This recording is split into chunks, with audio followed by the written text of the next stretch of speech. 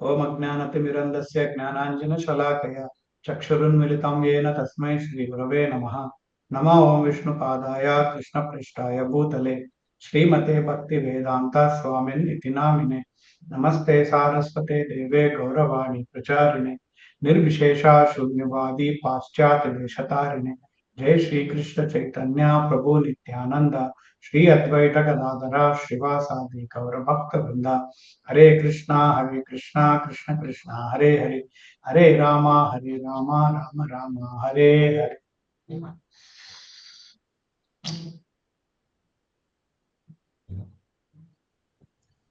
So శుకుముని వారంటారు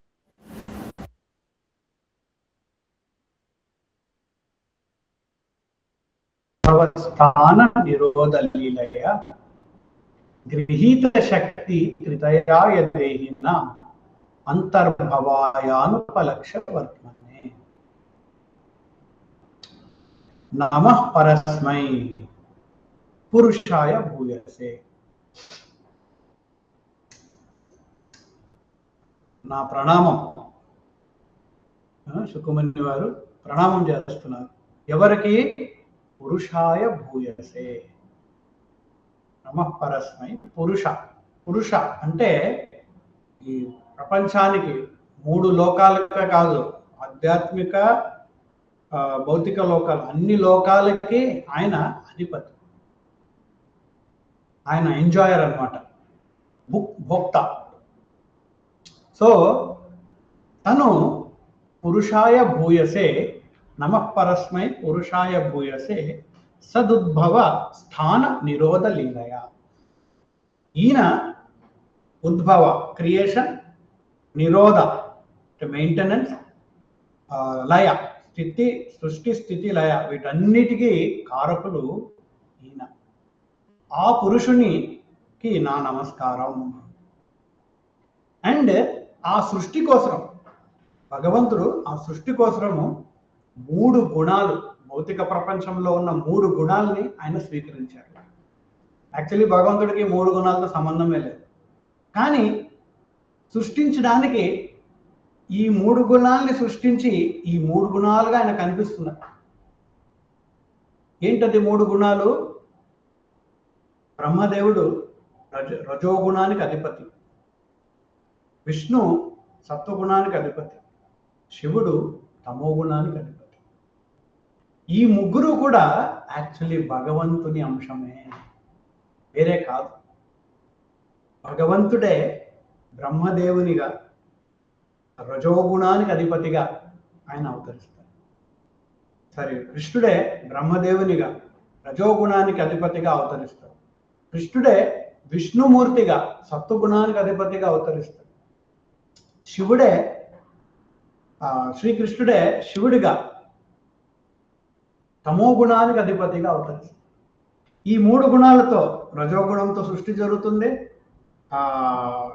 సత్వగుణంతో maintenance స్థితి, and తమో గుణంతో ప్రళయం। గృహీత శక్తి త్రితయాయ దేహిన, ఈ మూడు గుణాలని మీరు స్వీకరించారు, వీరి ద్వారా ఈ మూడు జరుగుతాయి, కానీ శ్రీకృష్ణుడు వీరి ద్వారా చేస్తున్నారు। అంతర్భవాయ అనుపలక్ష్య వర్తమనే, అండ్ ప్రతి ఒక్క హృదయంలో మీరు దాచుకొని ఉన్నారు।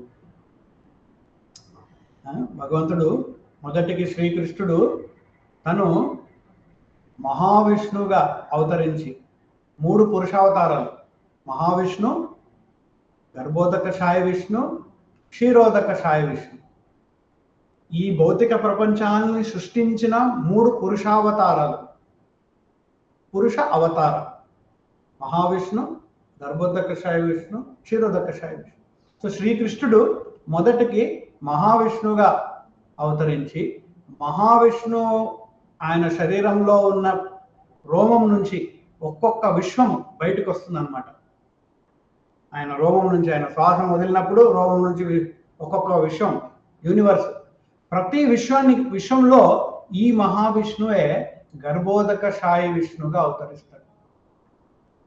ఏ విష్ణు అయితే మనము సముద్రంలో అనంత శయని మీద శయనిస్తుండగా మనం చూస్తాం, అది యాక్చువల్లీ గర్భోదకశాయి విష్ణు।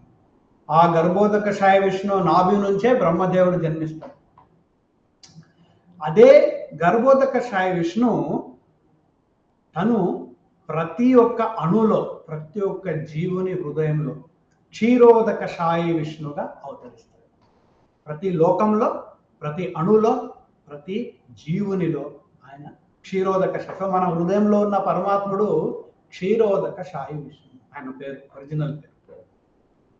సో ఇలాగా నమః పరస్మై పురుషాయ భూయసే సదుద్భవస్థాన నిరోధ లీలయ గృహీత శక్తి త్రితయాదైన అంతర్భవ. అన్నిట్లోగా ఆయన ఎంటర్ అయ్యారు. అనుపలక్ష్య వర్తమనే అని ఎలా అచింతమైన శక్తులు. ఒక భక్తుడు చెప్తాడు, ఈ ఊరు జగతంతా కూడా మీలో ఉంది. ఈ ఊరు కాకపోతే విశాఖపట్నం అంతా కూడా భగవంతునిలో ఉంది, కానీ ఆ భగవంతుడు నా హృదయంలో ఉన్నాడు. చూడండి ఎలా దీన్ని మనం అచింతమైన విషయం ఇది. ఏ భగవంతునిలో విశాఖపట్నం లాంటి అన్ని నగరాలు, మన భూగ్రహం లాంటి అన్ని లోకాలు, మన విశ్వం లాంటి ఎన్నో లోకాలు అన్ని ఆయనలో ఉన్నాయి, ఆయన శరీరంలో ఉందో ఆ విశ్వరూపం, ఆ భగవంతుడు నా హృదయంలోనే ఉన్నాడు.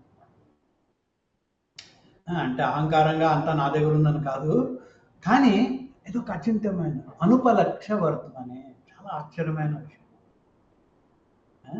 సో అటువంటి ఆ స్వామికి, అచింత్యమైన శక్తులున్న ఆ స్వామికి నా ప్రణామం. యాక్చువల్లీ మనం ప్రార్థించేటప్పుడు ఎవరిని ప్రార్థిస్తున్నాము మనం తెలుసుకోవాలి. అందుకనే ప్రార్థనలకు దాని పరమార్థం, మీనింగ్ మనం తెలుసుకోవాలి. సో ఇక్కడ శుకుముని వారు నమః పరస్మై పురుషాయ, ఈ 3 పురుష అవతారాలకు మూల పురుషుడు పురుషాయ భూయసే సదుద్భవస్థాన నిరోధ లీలయ గృహీత శక్తి తృతయాయ దేహినాం అంతర్భవాయ అనుపలక్ష్య వర్తమనే. అచింత్యమైన శక్తి.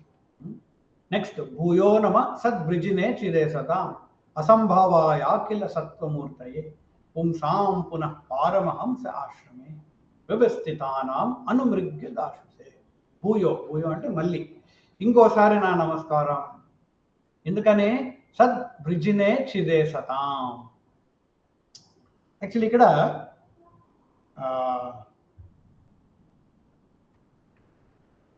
ఆ స్వామి భగవంతుడు సత్వగుణంలో ఉన్న వారిని, ఎవరైతే సత్వగుణంలో సత్కార్యం చేస్తున్నారు, పుణ్యకార్యం చేస్తున్నారు, వాళ్ళు వైదిక అనుగుణంగా జీవితాన్ని గడుపుతున్నారు, వారికి రకరకాల కల్మషాల నుంచి, తాపత్రయాల నుంచి వారికి విముక్తి కలుగుతుంది. ఆ భగవంతుడు వారికి లభించే ఆ ఒక తాపత్రయాల నుంచి వారు బయటపడుతున్నారు, తొలగిస్తున్నారు. ఆ శక్తి ఈ భగవంతుడి నుంచి వచ్చింది. అఖిల సత్వమూర్తయే, పుణ్యం చేస్తున్న వారందరికీ తాపత్రయాల నుంచి బయటికి తీసుకెళ్లే స్వామివారు ఈ శ్రీకృష్ణుడు. అసత్ అంటే పాపాలు చేసేవారికి, వారు ఏదైతే చేయాలనుకుంటున్నారో వాటన్నిటికీ ఆటంకాలు కలిగించి వారు ముందు వెళ్లకుండా చూసుకునే, వాళ్ళు సక్సెస్ అవ్వకుండా చూసుకునే, అది కూడా భగవంతుడే, ఈ స్వామినే. అంతేకాదు పరమహంసులు ఈ భౌతిక లోకం నుంచి విరక్తి కలిగి ఆధ్యాత్మికత్వాన్ని స్వీకరించిన వారు, వారిలో రకరకాలు ఉన్నారు. కొందరు నిరాకారంలో ఐక్యమైపోవాలనుకుంటున్నారు, కొందరు వైకుంఠ ధామంలో కృష్ణుడికి పాట సేవ చేయాలనుకుంటున్నారు. వారికి కావాల్సిన కోరికలను ఆ భగవంతుడు తీరుస్తాడు. సో జీవులలో కృష్ణుడు కూడా భగవద్గీతలు చెప్తున్నాడు, ఏ యథామాం ప్రపద్యంతే తాం తథైవ భజామి. నన్ను ప్రజలు ఎలా శరణాగతి పొందుతారో అలాగే నేను వాళ్ళని మళ్ళీ నేను వాళ్ళకి రెసిప్రొకేట్ చేస్తున్నాను. ఎవరైనా భగవంతుడిని, ఆ భగవంతుడు తప్ప నాకు ఇంకే రక్షణ లేదు అని కోరుకొని వెళ్తారో భగవంతుడు రక్షణ కలిగిస్తాడు. ఎవరైనా ఆయన దగ్గరకు నువ్వు లేకపోయినా పర్లేదయ్యా అంటే ఆయన అలాగే వారిని కూడా అలాగే చూసుకుంటాడు. ఎవరైనా కూడా స్వామి మీరు రక్షించినా రక్షించకపోయినా నా నాథుడివి నువ్వే అని భక్తితో ఏ కోరిక లేకుండా సేవ చేస్తారు, వారిని కూడా భగవంతుడు బాధిస్తారు. సో భూయో నమ సద్ వృజినే చిదే సతాం. సత్ అంటే సత్వగుణంలో ఉన్నాం, వృజినే అసత్ సతాం. అసత్లో ఉన్న వారందరికీ వారి వారి ఏదైతే కార్యం చేస్తున్నారో, కొన్నిసార్లు మనం అనుకుంటాం అన్ని తప్పులు చేస్తున్నాడు కానీ అతను అంతా బాగానే ఉన్నాడు, మేమంతా బాగా చేస్తున్నాం కానీ మాకు ఏ బాగలేదు. అది టెంపరీగా అలా ఉంటుంది. కానీ స్వామివారు కృష్ణుడు అన్ని కంట్రోల్లో పెట్టుకున్నారు. ఆ నమ్మకం ఉండాలి. అందుకనే ఇక్కడ శుకముని వారు చెప్తున్నారు అసతాం వృజినే చిదే సతాం. వారు ఏమైతే చేయాలనుకుంటున్నారో దాన్ని ధ్వంసం చేస్తారు. ఇప్పుడు అసురులు హిరణ్యకశిపు లేదా రావణాసురుడు ఏమేమో సాధించాలనుకున్నారు కానీ ఫినిష్ అయిపోయింది, ఏం చేయలేకపోయారు. ఆ శక్తి కూడా భగవంతునిలో ఉంది. పుంసాం పునః పారమహంస ఆశ్రమే వ్యవస్థితానాం అనుమృగ్య దాశుసే. సో శిల ప్రభుపాదారు చెప్తారు అసురులలో కూడా 2 రకాలు ఉంటాయి. ఒకరు భగవంతుడు వాళ్ళని కరుణించి స్వయంగా ఆయన చేతుల ద్వారా ఆయన వారిని వధిస్తారు. అటువంటి వారు డైరెక్ట్గా భగవంతుని ధామానికి వెళ్తారు. మిగతా వాళ్ళని అసురులు కృష్ణుడు పట్టించుకోడు. సో ఆ భగవంతుడు రకరకాలుగా మమ్మల్ని అనుగ్రహిస్తున్నాడు. మనకి ఎటువంటి భావన ఉందో అటువంటి భావనను భగవంతుడు అనుగ్రహిస్తాడు. మనం కృష్ణుడి దగ్గర బిజినెస్ మెంటాలిటీ వెళ్తే కృష్ణుడు కూడా బిజినెస్ గానే డీల్ చేస్తాడు. పరిశుద్ధమైన భక్తులుగా వెళ్తే పరిశుద్ధమైన భక్తుడుగానే డీల్. నమో నమస్తే స్తు ఋషభాయ సాత్వతాం. మళ్ళీ నా నమస్కారం నమో నమస్తే నమః ఋషభాయ సాత్వతాం. యాదవ కులంలో యాదవ వంశీయులకు మీరు ఎంతో ప్రియులు. నమో నమస్తే ఋషభాయ సాత్వతాం విదూర కాష్టాయ మహోకుయోగిన. యాక్చువల్లీ భగవంతుని కూడా తన భక్తుల మధ్యలో ఉండాలని తన కోరిక. కాబట్టి భగవంతుడు అవతరించినప్పుడు భగవంతుడు తన అనుయాయులందరినీ కూడా ఆయన గోలోకం నుంచి పట్టుకొచ్చారు. ద్వారకావాసులందరూ కూడా కృష్ణుని అంతరంగ శక్తులే. సో ఆ భగవంతుడు తన భక్తుల సంఘంలో తన భక్తుల ఆత్మీయ భక్తుల మధ్యలో ఆయన ఉంటాడు. సో ఆ ఋషభాయ సాత్వతాం విదూర కాష్టాయ ముహుకుయోగినాం. కుయోగులు అంటే నాస్తికులు, అభక్తులు. అటువంటి వారికి జీవితం అంతా కష్టం కలిగిస్తారు. విదూర కాష్టాయ కష్టాలు, మళ్ళీ కష్టాలు అనుభవిస్తుంటారు వాళ్ళు. నిరస్త సామ్యాతిశయేన రాధస. ఈ ప్రపంచంలో ఆయనకు సమానం ఎవరు లేరు. ఒక్కొక్కసారి మన కష్టంలో ఉన్నప్పుడు మనకి కృష్ణుడు నన్ను కాపాడుతున్నాడా, ఆయనకు ఆ శక్తి ఉందనుకో అనుకుంటున్నారా, మనకు డౌట్ వస్తుంది. అప్పుడు మనం ఇది గుర్తుంచుకోవాలి. సమ్య అతిశయేన, ఎవ్వరికి సమానం లేదు శ్రీకృష్ణునికి. కృష్ణుడు తలుచుకున్నాడంటే రాకే కృష్ణ మారేకే, మారే కృష్ణ రాకే. ఎవరినైనా చంపాలనుకున్నారంటే ఫినిష్. ఎవరినైనా రక్షించాలనుకుంటే ఎవరు తనని ఏం చేయలేదు. సో నిరస్త సామ్యాతిశయేన రాధస స్వధామని. 2 లోకాలు ఉన్నాయి, వైకుంఠ లోకము, భౌతిక లోకం. భగవంతుడు భౌతిక లోకంలో నిరాకారంగా ఆయన శక్తులు విస్తరించాయి. ఆయన ఉన్నాడు కానీ నిరాకారంగా శక్తుల రూపంలో ఉన్నాడు. కానీ తన ఆధ్యాత్మిక లోకంలో ఆనందమయమైన రంశతే, ఆనందంగా తన లీలలు రచిస్తున్నాడు. సో ప్రపంచమంతా కూడా ఆయన విస్తరించిన ఆయన స్వధామంలో ఆయన నిరంతరమైన ఆనందమయమైన లీలలు రచిస్తున్నారు ఆ స్వామి. యత్కీర్తనం యత్ స్మరణం యదీక్షణం యద్వందనం యత్ శ్రవణం యదర్హణం లోకస్య సద్యో విధునోతి కల్మషం తస్మై సుభద్రా శవసే నమో నమః. మళ్ళీ ఈ కొన్ని శ్లోకాలు, నెక్స్ట్ 3-4 శ్లోకాలు ఏవైతే వస్తాయో స్వామివారు ఎలాగా మంగళ కార్యాన్ని, మంగళకరాన్ని మనం తీసుకొస్తారు వాటి గురించి వివరిస్తున్నారు. ఇంతవరకు తన గొప్పతనాన్ని, భగవంతుని వైభవం గురించి చెప్పారు. ఆ భగవంతుడే మనకు మంగళకారకుడు. ఎలాగా యత్ కీర్తనం ఆయనను కీర్తిస్తే, యత్ స్మరణం ఆయన స్మరిస్తే, యత్ ఈక్షణం ఆయన మనం వీక్షిస్తే, యద్ వందనం ఆయన వందనం చేస్తే, యత్ శ్రవణం ఆయన మనం వింటే, యదర్హణం పూజిస్తే, లోకస్య సద్యో లోకంలో ఎవరైనా ఈ నవవిధ భక్తి యాక్చువల్లీ ఇవి ఎవరైనా చేస్తే సద్యో వెంటనే విధునోతి కల్మషం హృదయంలో ఉన్న కల్మషాలన్నీ కూడా ఫినిష్ విధునోతి క్లీన్ అయిపోతాయి. తస్మై సుభద్ర, భద్ర అంటే రక్షణ, సుభద్ర అంటే స్పెషల్ ప్రొటెక్షన్. తస్మై సుభద్ర శ్రవసే నమో నమః.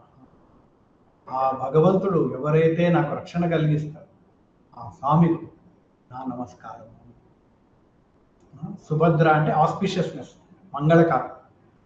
ఆస్పిషియస్నెస్ అంటే ప్రొటెక్షన్ అని కూడా. సో ఎవరైతే నాకు నన్ను ఆ రక్షణ కలిగిస్తున్నారో ఆయనకు నా నమస్కారం. సో తస్మై సుభద్ర శ్రవసే నమో నమః. నెక్స్ట్ ఎవరైనా చదవగలరా ఇది?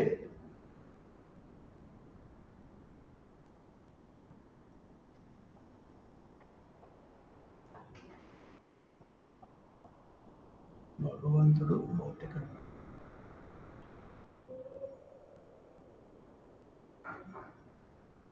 హరే కృష్ణ.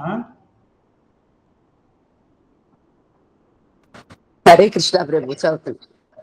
హరి భగవంతుడు భౌతికంగా మనతో లేకపోయినప్పటికీ భక్తులు నిరాశ చెందాల్సిన అవసరము ఆయనతో తమకు సాంగత్యము లేకపోతుందేమని వారు భావించవచ్చు. అయితే కీర్తన, శ్రవణము, స్మరణము మొదలైన భక్తి ప్రక్రియలు అన్నీ కలిసి కానీ వాటిలో కొన్ని కానీ ఒకటైనా కానీ ఈ విధంగా భగవంతునికి పారదర్శక ప్రేమతో కూడిన సేవను చేయడం ద్వారా భగవంతునితో సాంగత్యము పొందాలనే మన కోరిక నెరవేర్చుకోగలము.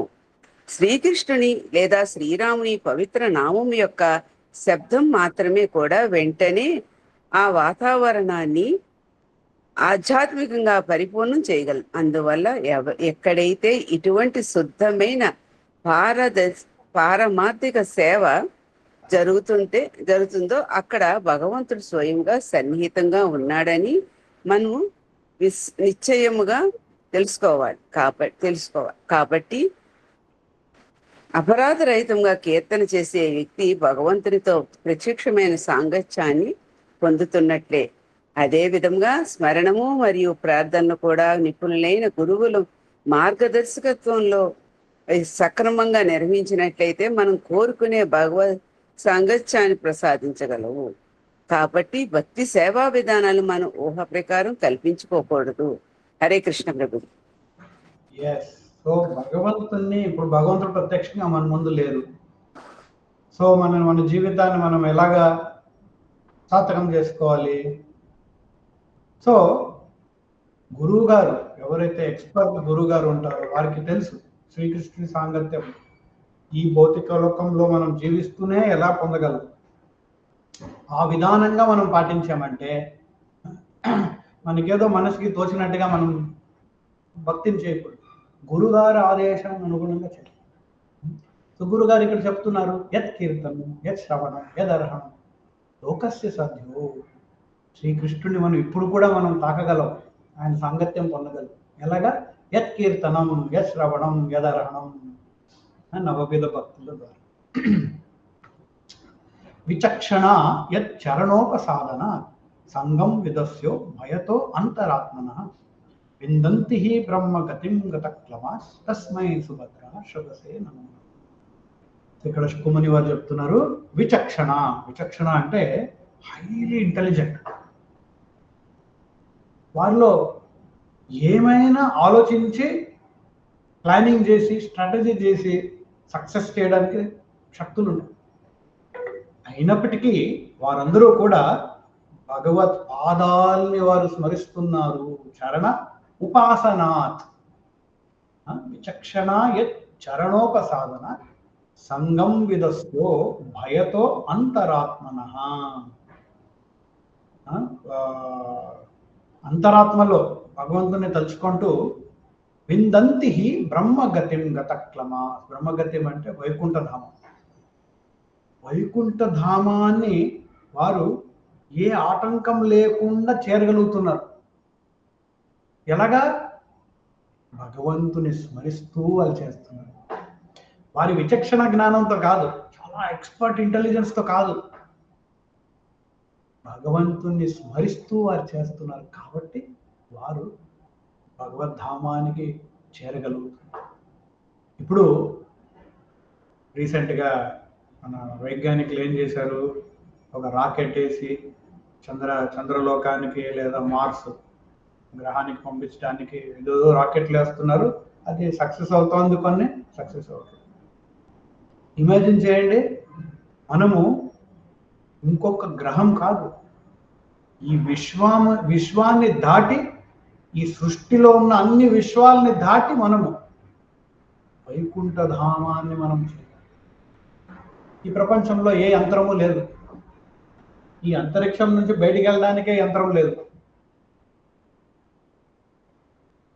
అటువంటి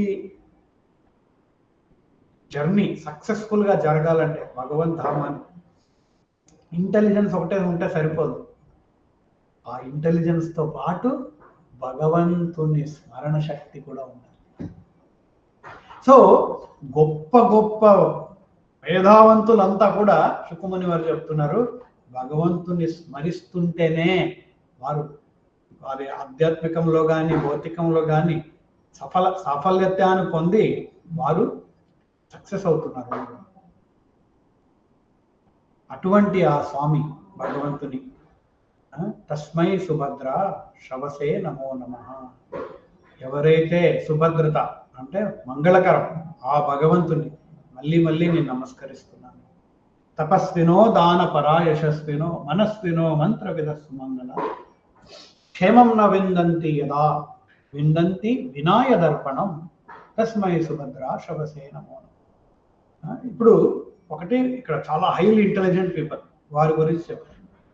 నెక్స్ట్ మనం అనుకోవచ్చు, ఓకే ఇంటెలిజెంట్ కొద్దిగా మనసుతో ఇంటెలిజెంట్ ఉండాలి కాబట్టి భగవంతుడు తలుచుకోవాలి, మిగతా వాళ్ళకి అవసరం లేదేమో.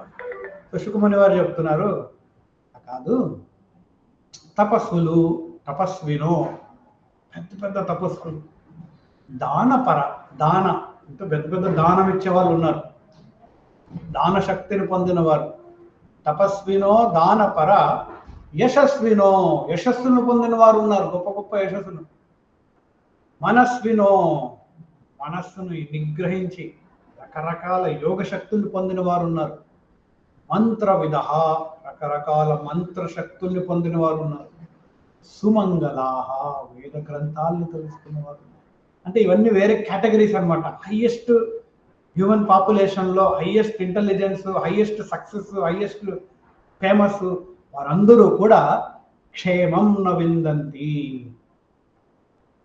ఏ క్షేమము ఏ సాఫల్యతము వారికి అందందు వినాయ దర్పణం, భగవంతునికి వారు సేవ అందించకపోతే వారు చేసినంతా కూడా ఫెయిల్యూర్ అయిపోతుంది. తస్మై సుభద్ర శవసే నమో నమః. యాక్చువల్లీ ఒకరోజు ఒక పెద్ద ఫారిన్లో ఒక పాప్ సింగర్ అంటే మ్యూజిషియన్ అనమాట, మంచి మంచి పాటలు చాలా ఫేమస్. తను ఒకరోజు అహంకారంతో సిగరెట్ చేస్తూ తను అంటాడు, భగవంతుని కన్నా నాకు సిగరెట్ ఇంపార్టెంట్ అని. అలాగేదో మాట జారేస్తాడు అతను. యాక్చువల్లీ 1 yearలో తనకు లంగ్ క్యాన్సర్ వచ్చి చనిపోతాడు. సో మనము సక్సెస్లో మనం మెట్టెక్కిన తర్వాత అహంకారం వచ్చేసింది అనుకోండి, నా శక్తులు, నా ఒక శ్రేయస్సు కష్టం వల్ల నేను పైకి వచ్చాను అని, అది అయిపోయింది, ఫినిష్. అదే మనం భగవంతుని ద్వారా భగవంతుని శక్తుల ద్వారా నేను ఎదిగాను, అది రియల్ సక్సెస్. సో ఇక్కడ శుకుముని వారు చెప్తున్నారు, పెద్ద పెద్ద తపస్సులు, దానం చేసేవారు, యశస్సు పొందిన వారు, మనస్సును నిగ్రహించి యోగ సాధించిన వారు, మంత్రాలను తెలుసుకున్నవారు, వారందరూ కూడా భగవంతునికి సేవలు అర్పిస్తున్నారు. 2 రకాల సేవలు ఉన్నాయి. ఒకటి మనకే సేవించుకోవడం, దాన్ని స్వార్థం అంటారు. మనకు సేవించడం, లేదా మన కుటుంబము, లేదా మన దేశము, మన కులము, అదంతా కూడా స్వార్థమే. రెండోది భగవంతుని సేవ. స్వార్థంగా ఏం చేసినా అది ఫినిష్. ఇందాక నేను చెప్పిన కళలో మనం ఏం సాధించినా వేస్టే. సపోజ్ కళలో 1 కోటి రూపాయలు సంపాదించాం, స్టేట్ బ్యాంక్ ఆఫ్ ఇండియాలో పెట్టాం. నిద్ర లేచిన తర్వాత స్టేట్ బ్యాంక్ ఆఫ్ ఇండియాకి వెళ్ళి నా 1 కోటి రూపాయలు ఇవ్వండి అంటే ఒప్పుకుంటాడా? పిచ్చి ఆసుపత్రికి టికెట్ ఇస్తాడు. ఎందుకంటే అది కళలో. సో అలాగా మనము ఈ ప్రపంచంలో మనం ఏం సాధించినా మన స్వార్థం కోసం, అది మనతో ఏమి. కానీ ఆ సేవను మనం భగవంతుడికి అర్పించామంటే, ఉదాహరణగా తపస్సు, ఏకాదశి రోజు మనం తపస్సు చేస్తాం. 108 మాలలు నేను చేస్తాను, లేదా 64 మాలలు పస్తుంటాను. అది శాశ్వతంగా మనతో ఉండిపోతుంది ఆ ఫలం. భగవంతునికి మనం దానం, శ్రీ రాధా మదన్ మోహన్ మందిరాన్ని కట్టడానికి మనం దానం చేస్తాం, శాశ్వతం. ఈరోజు మనం డోనర్స్ అందరికీ మనం స్పెషల్ ప్రోగ్రామ్ చేస్తున్నాం 5 o'clock ఈవినింగ్. శాశ్వతం. వారు బ్రిక్ అంటే ఒక్కొక్క ఇటుక మీద వాళ్ళ పేరు రాసి, ఇప్పుడు గర్భగుడి తయారవుతాం కదా, గర్భగుడిలో ఆ ఇటుకను మనం వాల్స్ మనం వాళ్ళ పేరు రాసిన ఇటుక మనం పెడుతున్నాం. అందరూ రండి ఈవినింగ్ 5 o'clock. సో అటువంటి సేవ శాశ్వతమైన సేవ. క్షేమం న విందంతి. కానీ మనం భగవంతుడికి అర్పించలేదంటే న విందంతి, దానికి ఏ సక్సెస్ ఉంటుంది. అది ఫినిష్. కిరాట హుణాంధ్ర పులింద పుల్కష ఆభీర శుంభా యవనాకషాదయ యన్యే చ పాప యదపాశ్రయాశ్రయ శుద్ధ్యంతి తస్మై ప్రభు విష్ణవే. కిరాట అంటే బీహార్ ప్రదేశం. పూనా అంటే జర్మనీ అండ్ రష్యా. ఆంధ్ర మన ఆంధ్రప్రదేశ్. మన ఆంధ్రప్రదేశ్ పేరు భాగవతంలో ఉంది. ఎంత చూడండి, ఎంత గొప్ప. కిరాట హుణ ఆంధ్ర. పులింద అంటే గ్రీస్. తర్వాత పులింద పుల్కష ఆభీర అంటే అరేబియన్ కంట్రీస్, మన middle east, Dubai, Saudi Arabia, అవన్నీ కూడా ఆభీర శుంభ. యవన అంటే టర్కీ, తుర్కులు ఉంటారు కదా ఆ ప్రదేశం. యవన. కసాదయ అంటే చైనా, మంగోలియా. ఇవన్నీ కూడా శాస్త్రాలు చెప్తున్నాయి పాపవంతమైన ప్రదేశాలు. అతి పాపవంతులు ఎక్కడుంటారు? ఇటువంటి ప్రదేశాల్లో ఉంటారు. సో శుకుముని వారు చెప్తున్నారు, అంటే ఆనాటిలో ఈ పాపవంతమైన ప్రదేశాలు లిస్టులో టాప్లో ఉన్నాయి. లిస్టు ఏ అన్యే చ పాప యదపాశ్రయాశ్రయ. ఇటువంటి పాపవంతులందరూ కూడా అపాశ్రయాశ్రయ భగవంతుని శరణం పొందారంటే శుద్ధ్యంతి, వెంటనే వారు పవిత్రమైపోతారు. సో బేసిక్లీ ఇక్కడ ఏం చెప్తున్నారంటే, ఎవరైనా ఏ కుల మతానికి చేరిన భగవంతుని శరణం పొందాడంటే, భగవంతుని శరణం పొందడానికి బ్రాహ్మణుడు అవసరం లేదు. భగవంతుని శరణం పొందడానికి వేద గ్రంథాలు నేర్చుకునే అవసరం లేదు. తను భగవంతుని శరణం ఏ పొజిషన్లో ఉన్నా పొందలేదు, వెంటనే పవిత్రమైపోతాడు, వెంటనే భక్తిని చేయడానికి యోగ్యతను పొందుతాడు. అటువంటిలో టాప్ మోస్ట్ లిస్టులో ఇక్కడ అంతా లిస్ట్ చేశారు. అండ్ వారందరూ కూడా భగవంతుని కృపను పొందగలరు అని శుకుముని వారు చెప్తున్నారు అన్నమాట. ఇది మనం చాలా స్పెషల్. ఇప్పుడు డాక్టర్ అవ్వాలంటే ఎన్నో మార్కులు తీసుకోవాలి. నీట్ ఎగ్జామ్ రాసి, దాంట్లో of course NEET exam paper leak అవ్వకపోతే, చీటింగ్ అవ్వకపోతే మనకి మంచి మార్క్స్ వస్తాయి. మనకి మార్క్స్ చాలా కండిషన్. భగవంతుని భక్తిలో ఏ కండిషన్ లేదు. డైరెక్ట్గా మనం శరణాగతి పొందగలం. సర్వధర్మాన్ పరిత్యజ్య ఎవరైనా కూడా, చండాలుడు కూడా శ్రీకృష్ణుని చరణంకు ముట్టుకోగలడు. అది శక్తి భగవంతునిలో ఉంది. స ఏష ఆత్మ ఆత్మవతాం అధీశ్వర త్రైమయో ధర్మమయ తపోమయ గతవ్యలీకైరత శంకరాదివిర్ వితర్కలింగో భగవాన్ ప్రసీదతాం. ఆత్మవతాం అధీశ్వర త్రైమయో ధర్మమయ తపోమయ గతవ్యలీకైర్. ఆ భగవంతుణ్ణి బ్రహ్మదేవుడు, శంకర ఆది శంకర అంటే శివుడు, ఆయన వారందరూ కూడా ఆయనను పూజిస్తున్నారు. వితర్కలింగో భగవాన్ ప్రసీదతాం. సో ఇక్కడ చాలా విశేషమైన చెప్పారు. ఆత్మవతాం అధీశ్వర గతవ్యలీకై. భగవంతుణ్ణి తెలుసుకోవాలంటే మనకు నిష్కలంకమైన భక్తి చేయాలి. ఈ యొక్క మనసులో చీటింగ్ మెంటాలిటీ ఉంది. యాక్చువల్లీ నేను పదార్థం చేయట్లేదు, కానీ మాలకు పెట్టుకొని తిరుగుతుంటాను. అలాంటిది కాదు. పవిత్రంగా ఏ యొక్క నిష్కలంకమైన సేవ భగవంతుడు, వారు మాత్రమే భగవంతుని సంపూర్ణంగా తెలుసుకోగలరు. 4 రకాల జీవులు ఉన్నారు. ఒకటి భుక్తికామి. భుక్తికామి అంటే బాగా కష్టపడాలి, ఎంజాయ్ చేయాలి. డబ్బు, ఆస్తి, సంపద అంతా కష్టపడి లేదా నిద్రపోయినా పర్లే కానీ ఎంజాయ్ చేయాలి. భుక్తికామి అంటారు. రెండోది ముక్తికామి. కామి అంటే కోరిక. సో ముక్తికామి.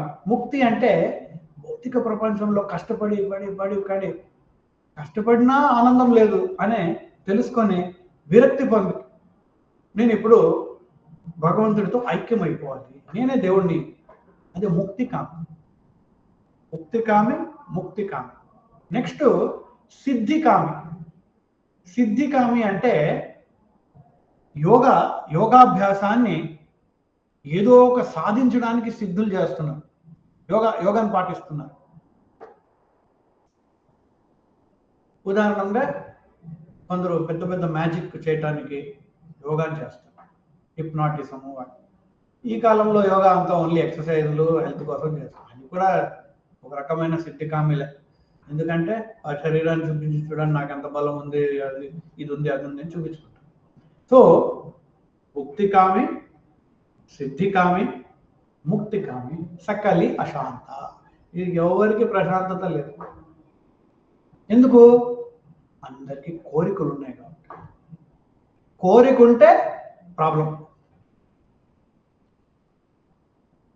ముక్తికామి వాడు నాకు అది రాలేదు, ఇది రాలేదు, అదే డబ్బు రాలేదు, ఆస్తి రాలేదు, అంతస్తు రాలేదు, ఆనందం లేదు. ముక్తికామి ఇవన్నీ నాకు రాలేదు కాబట్టి నేను ఇప్పుడు దేవుడిని అయిపోయాను. కానీ భగవంతుడు అవ్వాలంటే చాలా ఛాలెంజెస్ ఉంటాయి. వాడికి అశాంతి. సిద్ధికామి తను కూడా అశాంతి. బికాజ్ రేపు పొద్దున్నే ఇంకొక పెద్ద సిద్ధి రావచ్చు తనకన్నా. ముగ్గురికి శాంతం లేదు, ప్రశాంతత లేదు. మరి ఎవరికి ప్రశాంతత? ముక్తికామి, సిద్ధికామి. ముక్తికామి భక్తుడికి మాత్రమే. 4వ కేటగిరీ భక్తుడు. భక్తుడు నిష్కామ. భక్తుడికి ఏ కోరిక లేదు. స్వామి వారి సేవ ఉంటే చాలు. రోజు నేను హరే కృష్ణ మంత్ర జపం చేసుకోవడానికి అవకాశం కలిగిస్తే నాకు దానికన్నా ఇంకేమీ అవసరం లేదు. యాక్చువల్లీ ఇంతకుముందు అర్జునుడు ఏమనుకున్నాడు? భగవద్గీత వినే ముందు, కృష్ణ నేను ఆనందించాలి, అందుకే నేను యుద్ధం చేయాలి. తన ఆనందం కోసం యుద్ధాన్ని తిరస్కరించాడు. కానీ ఎప్పుడైతే వాస్తవత్వాన్ని తెలుసుకున్నాడు, తన నిజమైన ఆనందం తన స్వార్థాన్ని వదిలేసి కృష్ణుని సేవలో ఉన్నాడు. కరిష్యే వచనం తవ, శ్రీకృష్ణ నువ్వేమంటావు అదే నేను చేయటానికి సాధ్యం. సో అర్జునుడు నిష్కామీగా మారాడు. మనమందరము కూడా నిష్కామీగా మారామంటే నిజమైన ఆనందాన్ని పొందాలి. నెక్స్ట్ శ్రియః పతిర్ యజ్ఞపతిర్ ప్రజాపతి ధియాం పతిర్ లోకపతిర్ ధరాపతి పతిర్గతిశ్చాందక వృష్ణి సాత్వతాం ప్రసీదతామే భగవాన్ సతాం పతి. శ్రియః పతి, ఇక్కడ చాలా పతులు ఉన్నాయి. పతి అంటే యజమాని, కంట్రోలర్, ఓనర్. శ్రియః పతి, శ్రియ అంటే డబ్బు, ఆస్తి, అంతస్తు, అందం. సో శ్రియ పతి. మనమందరము కూడా లక్ష్మీదేవిని పూజిస్తాం. నిన్ననే వరమహాలక్ష్మి వ్రతం, రకరకాలుగా పూజలు చేస్తుంటారు అందరూ. బికాస్ లక్ష్మీదేవి ఉందంటే, లక్ష్మీదేవి కటాక్షం ఉందంటే బాగా డబ్బులు వస్తాయి, ఆనందం వస్తుంది. కానీ శ్రీకృష్ణుడు మాధవ లక్ష్మీదేవికు పతి, చంచలపతి, లక్ష్మీపతి. ఆవిడ్ని కంట్రోల్ చేసుకున్నారు. అందుకని ఇక్కడ శ్రియః పతి అంటున్నారు. తర్వాత యజ్ఞపతి, మనం చేస్తున్న ప్రతి యజ్ఞం దానికి ఓనర్ కూడా శ్రీకృష్ణుడే. చాలా మంది దేవతలు యాగం చేస్తుంటారు, కానీ ఆ దేవతా యాగంలో కూడా శ్రీకృష్ణుడికే అర్పణ జరుగుతుంది చివరికి. ప్రజాపతి, ప్రజలందరిలో కూడా ఆయన లీడర్, మనందరికీ లీడర్ ఆయన, మనందరినీ మెయింటైన్ చేస్తారు ఆయన. తర్వాత ధియాంపతి, ధియా అంటే ఇంటెలిజెన్స్, మన ఇంటెలిజెన్స్ కూడా అధిపతి ఆయన. భగవద్గీతలో కూడా శ్రీకృష్ణుడు అంటున్నాడు, మత్తః స్మృతిర్ జ్ఞానం అపోహనం చ. ఆయన అనుగ్రహంతోనే మనము మన స్మరణ శక్తి, జ్ఞాపక శక్తి, మన జ్ఞానము ప్లస్ మరుపు, ఈ మూడు కూడా ఆయన ద్వారానే జరుగుతుంది. అందుకనే ధియాంపతి, లోకపతి, ఈ లోకానికి పతి, ధరాపతి, ఈ సృష్టికి పతి, లోక అంటే ఈ విశ్వానికి పతి, ఈ భూలోకానికి పతి, పతిర్గతిశ్చాందక వృష్ణి సాత్వతాం. భగవంతుడు అందరికి గతి అంటే ఫైనల్ డెస్టినేషన్. మనం ఏది సాధించాలనుకున్నా ఆయన దగ్గరికి వెళ్ళాలి. ఫైనల్ డెస్టినేషన్ యాదవులందరికీ ఫైనల్ డెస్టినేషన్, మనందరికీ ఫైనల్ డెస్టినేషన్, పరమగమ్యం. ప్రసీదతామే భగవాన్ సతాం పతి.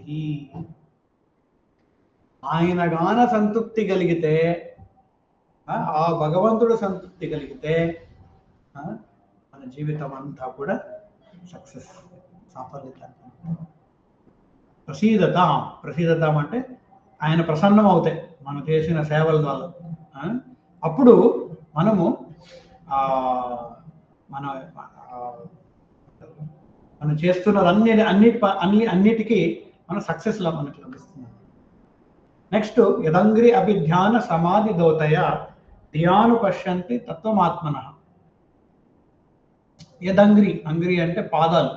ఎవరి పాదాలు తలుచుకుంటే సమాధిని పొందగలుగుతున్నారు. ధియా అనుపశ్యంతి, హి తత్వమాత్మన. ధియా అంటే ఇంటెలిజెన్స్. అనుపశ్యంతి వదంతి చైత కవయో యథారుచం. పెద్ద పెద్ద మేధావంతులందరూ కూడా, ఆచారులు, వారు ఈ యొక్క మార్గంలో వాళ్ళు నడుస్తున్నారు. ఏ మార్గము? భగవంతుని పాదాలని స్మరిస్తూ. ఎందుకంటే వాటిని స్మరిస్తేనే మనము మనకు ముక్తి లభిస్తుంది. సో యదంగ్రి అభిధ్యాన సమాధి దోతయ, ఈ యొక్క మార్గాన్ని ఆచార్యులందరూ కూడా పాటించారు. ఏంటది ఆ మార్గము? అంగ్రి అభిధ్యాన ధ్యాను పశ్యంతి. ఎప్పుడు కూడా భగవంతుని పాదాలను వాళ్ళ నెత్తి మీద వేసుకున్నారు, ఎప్పుడు స్మరిస్తున్నారు. యాక్చువల్లీ బ్రహ్మ సంహితలో బ్రహ్మదేవుడు చెప్తాడు, యత్పాద పల్లవ యుగం వినిధాయ కుంభ ద్వంద్వే ప్రణామ సమయే స గణాధిరాజ. గణాధిరాజ అంటే గణేశ, విఘ్న వినాశ, విఘ్నేశ్వరుడికి విఘ్న వినాశ చేయటానికి బలము, శక్తి ఎక్కడి నుంచి వచ్చింది? బ్రహ్మదేవుడికి చెప్తున్నాడు. ఏంటది? యత్పాద పల్లవ యుగం వినిధాయ కుంభ.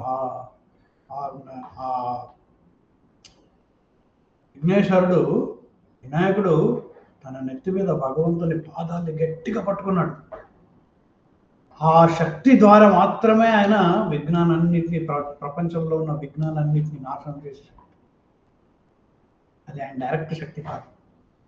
సో అలాగా ఆచారులు ఇవన్నీ పాటిస్తున్నారు కాబట్టి మనము ఆచారులు పాటిస్తున్న విధానంగా మనం పాటించామంటే మనం కూడా భగవంతుని కృపను పొందగలం. ప్రచోదితాయేన పురా సరస్వతి వితన్వతాజస్య సతిం స్మృతిం హృది స్వలక్షణా ప్రాదురభుత్ కిలాస్యతః సమే ఋషీణాం ఋషభ ప్రసీదతాం. ప్రచోదిత ఏన పుర అంటే పురాతనంలో బ్రహ్మదేవుడు సృష్టించే ముందు, బ్రహ్మదేవుడు ఇప్పుడే పుట్టాడు, ఏం చేయాలో తెలియదు, అజ్ఞానంలో ఉన్నాడు. ఆ బ్రహ్మదేవునికి సరస్వతి జ్ఞానాన్ని పోసిన వారు మీరు. యాక్చువల్లీ మనమందరం ఏవో కోరికలతో మన జీవితం అంతా నింపుకొని చనిపోతాం. నెక్స్ట్ లైఫ్ మనం మళ్ళీ జన్మించినప్పుడు అంటే చనిపోయిన తర్వాత 9 నెలలు తల్లి గర్భంలో ఉండి అంతా మర్చిపోయాము. ఇంకా పుట్టిన వెంటనే మళ్ళీ మమ్మల్ని గుర్తించేది, ఓ పూర్వజన్మంలో ఇవన్నీ నువ్వు చేయాలనుకున్నావు, ఇప్పుడు నువ్వు చేయగలుగుతావు అనే స్మరణ శక్తి భగవంతుని ద్వారా మనకు అందుతుంది. ప్రచోదిత ఏన పురా సరస్వతి, బ్రహ్మదేవునికి కూడా జ్ఞానము అలాగే అందింది. వితన్వతాజస్య సత్యం స్మృత్యం హృది స్వలక్షణ ప్రాదుర్భుత్ కిలాస సమయ ఋషీణాం వృషభ ప్రసీదతాం.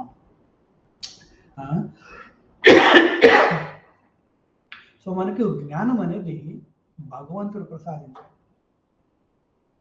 జ్ఞానం అనేది మనము యూనివర్సిటీలో, ఆంధ్ర యూనివర్సిటీలో, ఐఐటీలో చదివితే రాదు.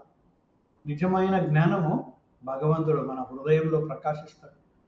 ఎప్పుడైతే గురుగారి శరణంలో మనం సేవలు మనం చేస్తాం.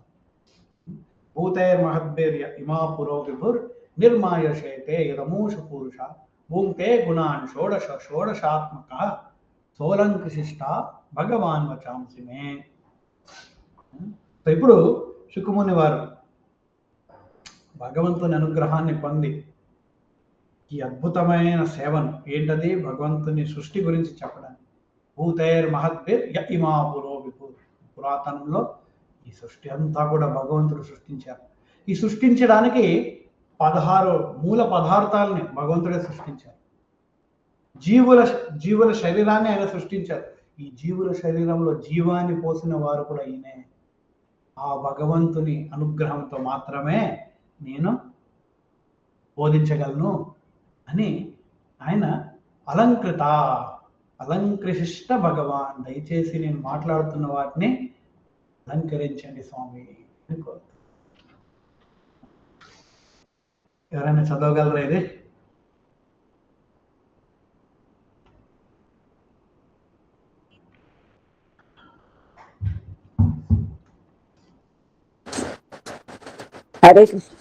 హరే కృష్ణ.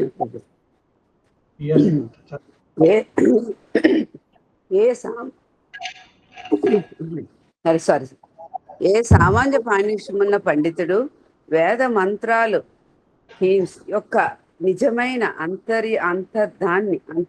దాన్ని అనువదించలేడు లేదా వెల్లడించలేడు. ఆదికృత ఆధ్యాత్మిక గురువు ద్వారా ప్రేరణ పొందిన దీక్ష పొందిన తప్ప వాటిని నిజంగా అర్థం చేసుకోవడం సాధ్యం కాదు. ఆధ్యాత్మిక గురువు స్వయంగా భగవంతుడే.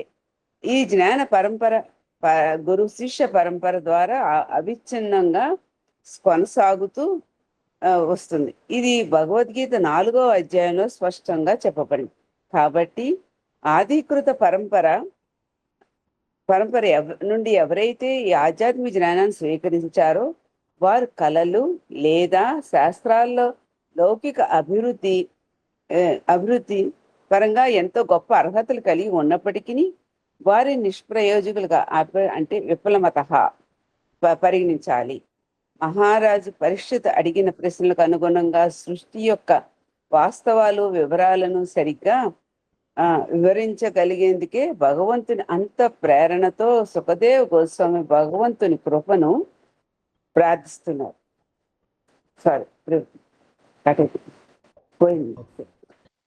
Thank you.